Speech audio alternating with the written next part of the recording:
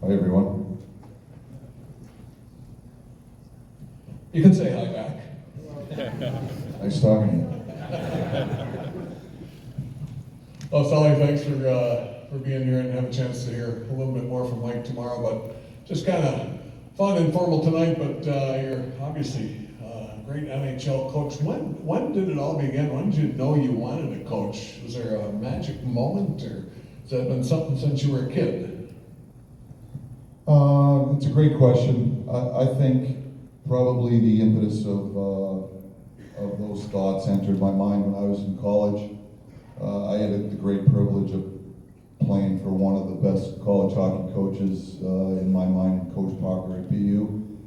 He was a great teacher. He had an unbelievable influence on us as players when we were there. Obviously, when I was there, I had aspirations to play in the NHL. Wasn't sure if that was going to become a reality. Fortunately, it did. But certainly, I think I've been around the game a long time. I loved being at the rink every day. I was a rink rat growing up, and I wanted to stay involved. And what's the next best thing to playing? Is coaching, right? You're in the heat of the battle all the time. And certainly, it still fuels my passion for it to this day. There isn't a day that goes by that I'm not grateful for the opportunity that I have to coach in the NHL. I don't take 1 minute of it for granted. It's an unbelievable privilege, and I love every second of it. It's the same reasons why you guys are all here, right? It's just the passion for the game. We love being around it, and I think that was really kind of the start of when I thought about maybe at some particular point in time getting involved in coaching in some capacity. I didn't know that I was going to end up at the NHL level, quite honestly. That kind of evolved. Fate's an incredible thing in this world. But I certainly wanted to be around the rinks and wanted to be a part of a team in some way. So BU, you're playing at BU formation, yeah.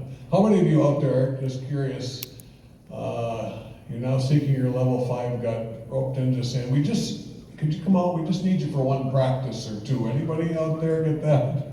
And now here you are seeking your level 5, so awesome, kudos. What, coaching, how much of it is about X's and O's, and how much of it is just about people and relationships, and how does that get balanced? Yeah, so I think, X's and O's for me, especially at the level that we're coaching at, that's your ticket to the dance, in my opinion. Everybody at the NHL level has a extensive knowledge of the game. Every staff in the league, if the head coach doesn't have it, he surrounds himself with people that certainly have it, just a capacity to teach and implement team concepts. I think that is just a prerequisite. It's your ticket to the dance. I think what separates the good coaches from the great coaches is their ability to manage people and inspire a group. And that's where I think the relationship building and understanding human behavior and things of that nature come into play. I guess it's the art of coaching as opposed to the science, right? And that's what makes, for me, might be the most fulfilling part of what we do every day. I've been in Pittsburgh for the last 10 years. We were fortunate to win a couple of Stanley Cups in my early years there. In a lot of ways, we had, for most of the years I was there, we had a similar group of players. But every year it was a different team. It just seemed like it was Groundhog Day. You go back to training camp and the challenge is we got to find a way to become a team all over again, because talent doesn't win championships, certainly not at that level. Teams win championships. And so that's been my experience at the NHL level. I would suggest to you that that relationship building and how coaches interact with their players. We'll talk a little bit about this tomorrow when Ty Hennis, one of my assistant coaches, and I put on that presentation, but how coaches interact with players goes a long way to creating an environment that sets them up for success. And you know, when you think about it, next to a kid's parents, you know, who's the next most influential people in their lives when they grow up? It's more often than not their coaches. And so it's a huge responsibility. That's the way I think. I still think it's a huge responsibility at my level. You know, we're charged with winning, and coaches that are on the front lines when you don't win, we're usually the guys that take the first bullet. I out-kicked the coverage a little bit in Pittsburgh Fish on that one, but anyway, I still think that and feel a certain responsibility to helping players grow off the ice as well as on the ice, even though these guys are grown men. So I just think it goes part and parcel with coaching. You know, I think the art of coaching is the relationship building, and that's how, in my mind, that's what separates the great coaches from the good coaches. Awesome. Well, let's talk about just shaping teams. Obviously, the Pittsburgh and now the Rangers. When you take over a group like you are in New York or like you did in Pittsburgh, the ground floor, what do you want to understand when you start about the group that you have? So I think it starts with relationships, right? And I think What did you do? Like, did you meet with everybody right away in New York, or how did it go at the beginning here? in New York, what I did was when I took the job, I reached out to the veteran players, and through my discussions with our general manager Chris Drury, I spoke to him about the leadership group, and I started there. And so one of the things I wanted to do was to start the relationship. I wanted them to get an opportunity to get to know me a little bit, and I wanted to have a chance to get to know them a little bit. And so, in a lot of ways, the timing of when I got hired was great because we were afforded the opportunity to do it in the off season. So we're away from the rink. You're in an informal environment. It's non-threatening. It's a great way to get to know people. And then it gave me an opportunity to kind of share my vision on, and what I'm all about and what I value as a head coach, what I intend to bring to the team, and what my intentions are. And then we talked a lot about their role in that, and trying to build and create a partnership. In a lot of ways, certainly at the pro level, it's an important aspect, I think, of today's pro sports environment. If you're not creating partnerships with your players, it's hard for you to have success. I just think we're at that stage, the way that the modern athlete has evolved. And so I started that process. I flew over to Stockholm. I spent a couple of days with Vegas manager. I went to New York and met a handful of the guys there. So I've traveled around a little bit to go see these guys. I want to show them through my actions that I'm taking this thing seriously, and I'm willing to go the extra mile to try to get off on the right foot. And so I just think it starts there. When you're starting, when you take over a team, it starts with relationships, and when you can build those, and it takes time. They get stronger over the course of time. But when you show your players that you care, you can coach them hard, and you can push them to be at their best. You can challenge comfort zones because they know it's coming from the right place. But you have to show them that you care first before they have any interest on what you want, on what you know. And so that's what I'm trying to do. That's a process I'm going through right now. Awesome. You've coached Hall of Famers in your career, and obviously role players as well. How do you mesh that and get buy-in from everyone? Well, that's the challenge of, I think, today's professional hockey coach in the National Hockey League is getting that buy-in, and it starts with your leadership group. Once again, I think it comes down to relationships and your ability to interact with your players. And, you know, I've always been a strong believer that you can't treat everyone the same way. That's not to say that you have a double standard. Don't misconstrue what I'm saying. You know, there are certain things that are non-negotiables. And that all of us, from an expectation standpoint on how we're gonna behave when we go when we open the doors every day, go to the rink. There's certainly an expectation and a standard that we all have to live by. And that goes across the board. But people are different, and they react differently to conversations. You know, there are some players that are throwbacks that you can have hard conversations with. You can push them hard and they respond the right way to it. There are other players that you have to take a softer approach, that they may struggle with, candid, constructive criticism. See how I chose my words wisely there? So, I just think, getting to know your players, understanding what makes them tick, and then it's your job as the coach to maximize each player on your roster. You're trying to capture the best version of every guy that you have.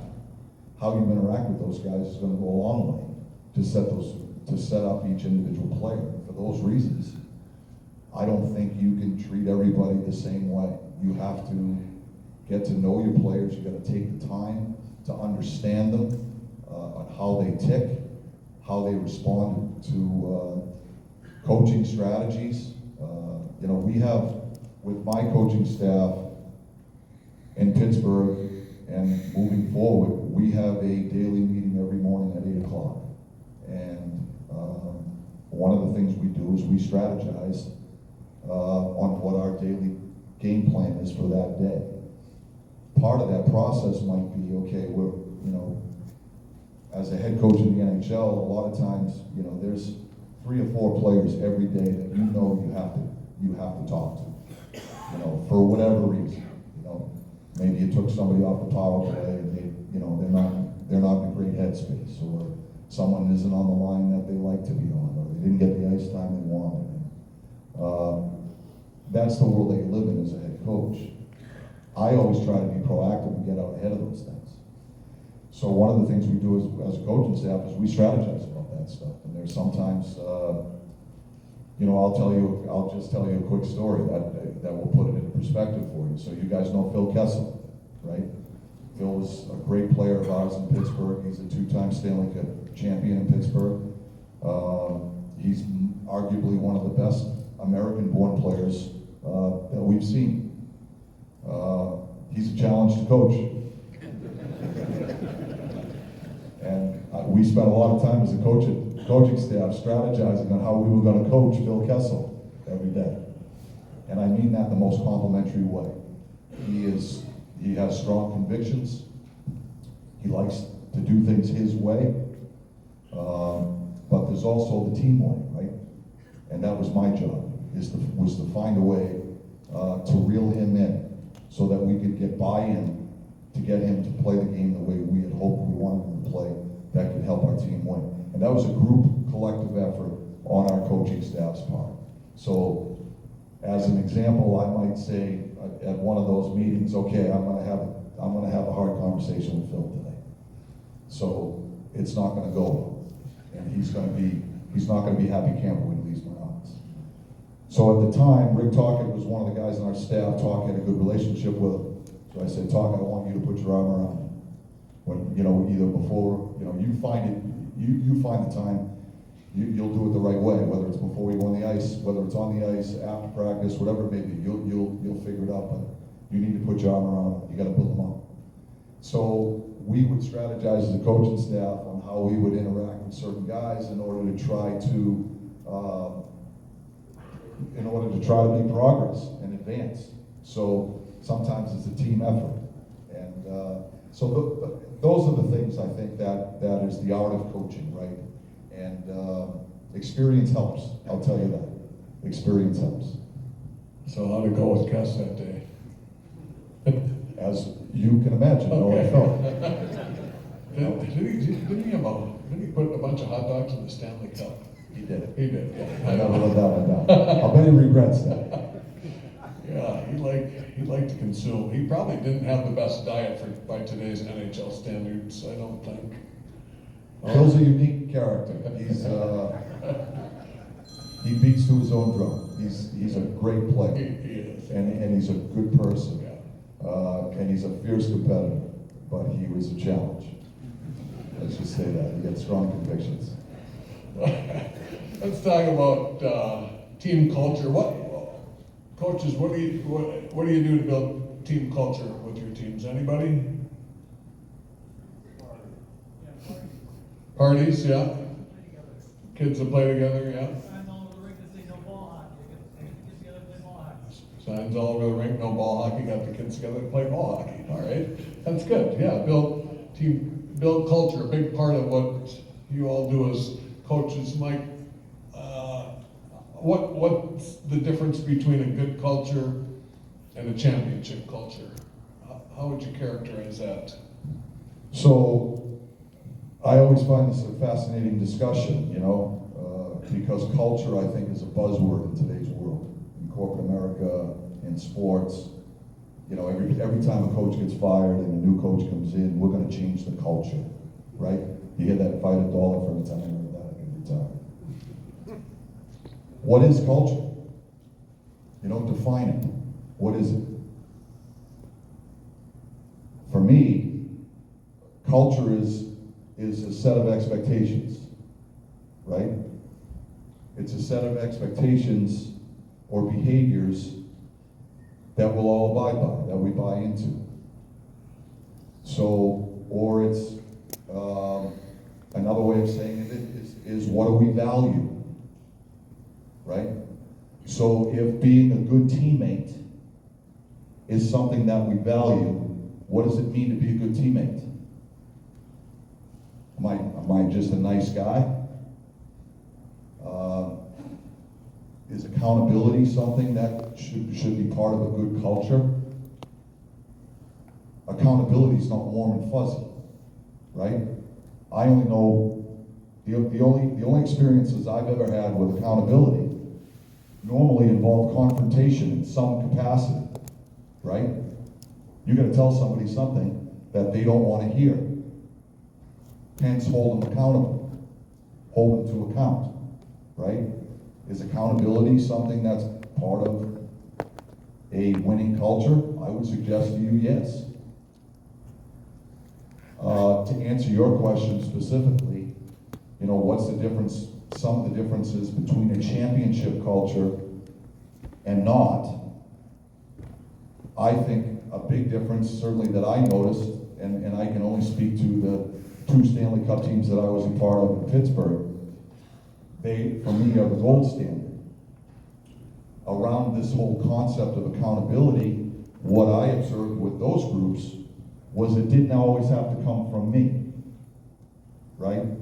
There's this idea of horizontal accountability, right, amongst your peers.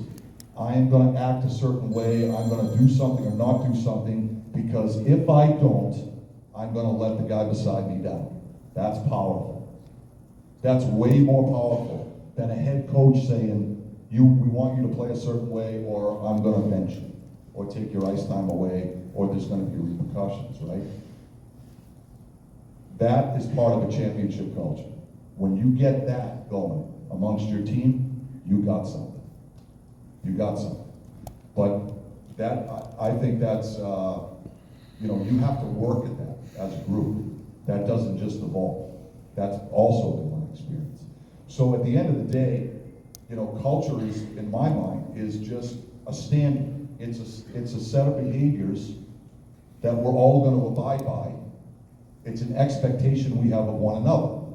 What do we value? That's what I think. It's not just, I think some people use the word culture as, well, we want this, Disneyland place. I don't see that as being a championship culture. I think there's fun in a championship culture because we love playing hockey. It's rewarding, it's fulfilling, it's inspiring, right? That's part of it. But I don't think it's this Disneyland version of the world. I think that's unrealistic, if that makes sense. I love that horizontal accountability and how powerful that is. It's a great concept. And how about Disneyland? Disney World? No. What? Disneyland? No. What did I say? Disney World, but Am I showing my age? no, you're not. Let's talk about developing players, which is at the core of what everybody in the room does. And what would you say to these coaches in the room, youth hockey coaches, in terms of skill development and long-term player development versus the human desire to win when you're coaching at the youth level? So that's always the balance. That's always the balance, right? Here's what I'll say to you. I think winning's important. We keep scoring like for a reason. Yes?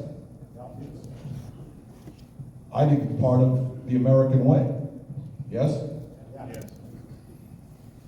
So winning's important. I think that's a value that we should all cherish and hand down to our kids. The question as a coaching staff or a coach that you need to answer is what's the cost? At what cost are we willing to win? So, for example, if I am coaching a mite team or a squirt team or a peewee team, and it's 3-2, and there's 6 minutes to go in the game, and I shorten the bench, and I only play 6 or 7 players for the last 6 minutes of the game, how does that impact the rest of the players on your bench? If they walk out of the rink, those players, and the conversation they're having with themselves or their parents is, I'm not good enough, so I didn't play, is probably a cost that's too great. Because now the unintended consequence of your action is the self-esteem of a half a dozen of your players. Does that make sense? So you're well-intentioned, you want to win, everybody wants to win, right? The question is at what cost? That would be the question I would ask you guys. And I think you guys know the answer, right? So, because here's the thing. You might be coaching those kids at 8, 9, and 10 years old. One of those guys that's not on the ice at that particular time, if that player he or she is handled the right way, at 14 or 15, when they go through puberty, and all of a sudden that player is 6'2" and 180 pounds and eats nails for breakfast, he might be the guy you want on the ice, right? So that's the unintended consequence. So I think there's always going to be that balance of how badly do I want to win, or what price am I willing to pay to win, or not me per se, but some of the children that I'm coaching, right? It's different at my level. We get paid to do it. And I think that's something that coaches need to consider, and I think you have to give it some serious conversation with yourself and others, and you guys will form your opinions around that subject, right? But that's what I think. Yeah, awesome, great perspective. How many of you in the room have played multiple sports growing up? Yeah, oh boy, most, yeah. So I just want to get your perspective on this. You know, the sports specialization at early ages, it's in hockey, it's in all sports really. As a business of youth sports has catapulted over the years. What's your take on multiple sport athletes versus early sports specialization, and what have you seen from players that you've coached in those various capacities, depending upon what their path has been? Well, not only is it what I think, but there's tons of research around it, right? there's all kinds of evidence to suggest that playing multiple sports at early stages in a child's young development is in the best interest of the child, no matter what sport they end up playing as they mature. And so there's tons of evidence to suggest that it's the best way to do things. When you think about it, especially invasive games like hockey, right? And we'll talk about this tomorrow in the presentation that Ty and I are going to put on you guys. But in invasive games, you know, the biggest challenge is the biggest constraint is the time and space, right? And it's not time on the clock. It's windows of opportunity, open and close. How fast? A player's ability to process the game in a timely fashion. Understanding the relationship of time and space is essential to a player's success and being good at it. Well, what I would suggest to you is that if I play hockey, but I also play soccer, I'm going to give myself the opportunity to experience that understanding of time and space in a different environment. Well, those experiences are transferable, right? Windows of opportunity, open and close. How do you seek them out if you're on the offensive side? How do you shut them down if you're on the defensive side, right? The timing of when you jump into a scene. It's the same thing in soccer. It's similar in soccer as it is to hockey. So there's so much evidence to suggest that playing multiple sports at the younger ages is very beneficial for the holistic development of a player or a child from the time they're 7 to the time they're 20 or 27. You know, it's not a sprint; it's a marathon. You know, and the goal isn't to get to the Silver Sticks tournament or the Q. You know, the goal is to create lifelong hockey players that love the game, and when they love the game and enjoy the experience, they'll stay in it. If they stay in it, the byproduct is going to be we're going to develop some really good players through the process. It's tough to battle the crazies, though. I don't know if you got any ideas on, you know, just shutting her down, shutting hockey down, and doing other things. And how do you battle parents that get caught up in that trap? It's hard because it's like you said, Fish. It's a multi-million-dollar business, right? And so you get caught in the vacuum if you're not careful, right? You get sucked in the vacuum. It's hard to get out of it. And I just think it takes a certain resilience. It takes a certain discipline because you get the FOMO. You know, you get the FOMO approach, right? The fear of missing out. If I don't put my kid in this, is he or she gonna fall behind, right? That's the challenge, you know. And it's you know, we could talk about youth hockey forever, but you know the AAA effect at the real young ages, you know. And once again, when I say that, I say this stuff with the most sincere respect because everybody understands that most of us are well-intentioned. We're all trying to do the right thing. We're all trying to do what's best for the kids and their overall development, whatever it may be. I don't think we think about the unintended consequences enough, right? And that's where I think, once again, the benefit of experience. You know, I had 2 girls and a son. All of them played hockey growing up. I went through it myself. I've been involved in youth sports and speaking at USA Hockey Clinics for 1 million years, it seems. So, you know, you can see it generation after generation after generation, right? And so when you have the benefit of that perspective, if anything, it clarifies your convictions. And that's, I think, where I'm at. You know, you've seen it done 1 million ways to Sunday, and then you've also seen the other end of it, and, you know, the results. So, you know, I tell people all the time, when I was playing for the Phoenix Coyotes, We had two players on our team, Tebow Newman and Jurge Lume. They both grew up in the same hometown, and I think it was Tampere, Finland. Neither one of them played out of their hometown until they were 16. They played in their hometown their whole life. Until they were 16, they played on their first national team for Finland. They had 20 years careers in the NHL. You know, it's Chris Drury, our general manager for the New York Rangers, played in the College World Series for Trumbull, Connecticut. What position did he play?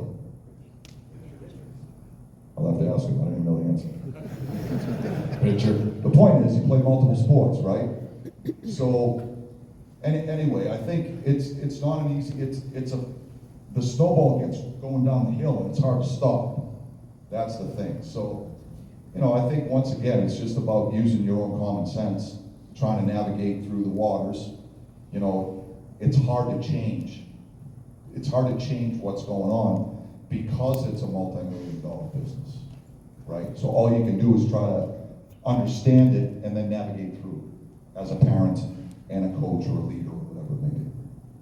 All right, I want to get at least one question from the audience here as we finish up, but I think it's a fun question. What degree do you alter your system or philosophy based on the personnel you have? What degree do you alter your...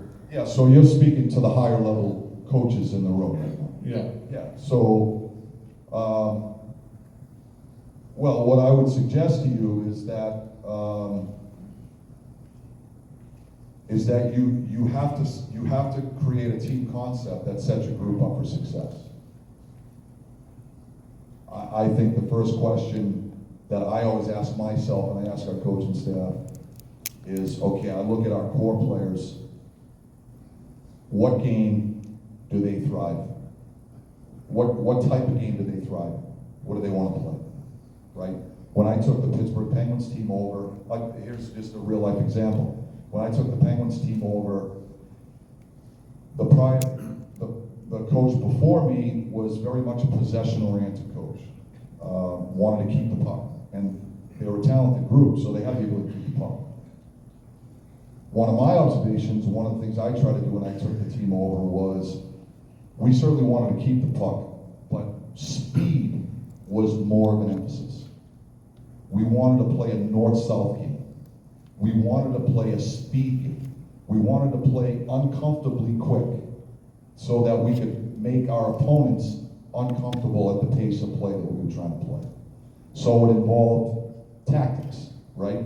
There's no faster way to play than team speed and your ability to pass the puck, right? The puck moves faster than any one player can skate. You need some trailblazers to get in on the forecheck and hunt pucks down and things like that. So you need some foot speed.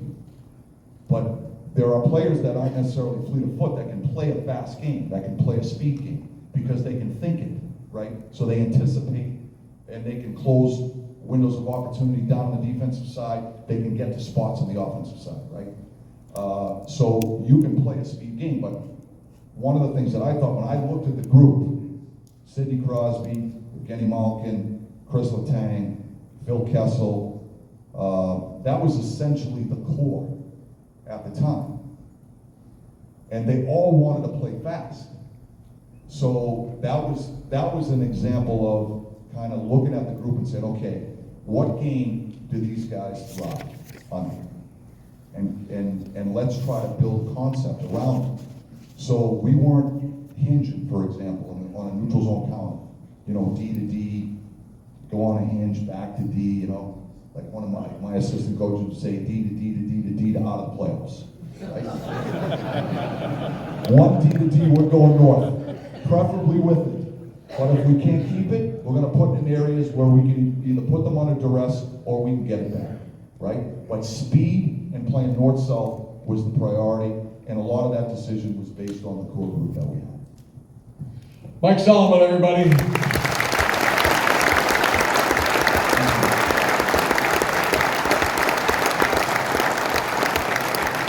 Yeah, you're good.